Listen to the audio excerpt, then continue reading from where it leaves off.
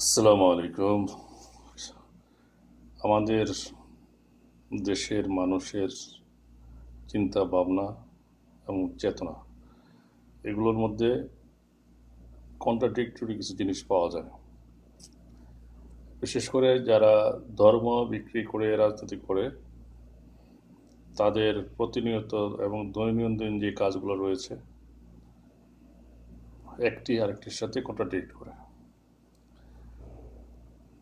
বর্তমান ইসলামী banking system অথবা ইসলামী bank নিয়ে যে রাজনীতি হচ্ছে, তারা প্রতিনিয়ত ইসলামী ব্যাংকিংয়ের মালিকানা দাবি করতেছে, অথচ তারা স্ট্রাকচার কর্পোরেট স্ট্রাকচার অনুযায়ী তাদের মালিকানার যে নাই, থাকার কথা না।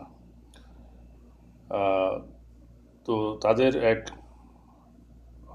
স্বীকৃত অ্যাডভোকেটের দাবি হচ্ছে যে ইসলামী ব্যাংককে তার প্রকৃত মালিককে বুঝিয়ে দেওয়া হোক। সেই কথা অনুযায়ী ইসলামী ব্যাংকের বর্তমান মালিক তার শেয়ার হোল্ডারগণ, জামাত ইসলাম নয়।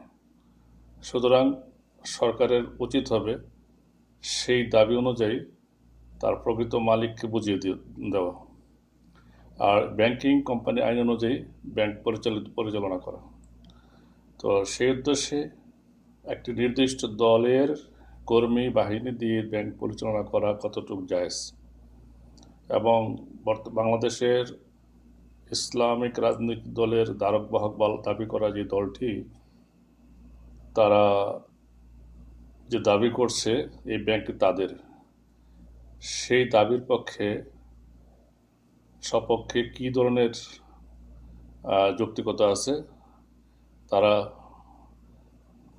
সেটা দেখাতে পারছে না, কিন্তু জোর করে জনগণকে বোকা বানিয়ে সরকারের কাছ থেকে দাবি আদায় করার চেষ্টা করতেছে।